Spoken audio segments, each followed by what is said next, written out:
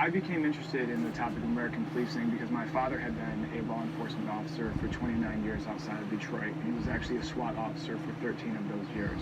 So I was very familiar with one style of American policing, the one that I grew up with. During the Boston Marathon bombing, I was sitting in my apartment and noticed a completely different optic in American policing, namely the armament, the tanks, and the guns. And mind you, they were dealing with a very immediate threat.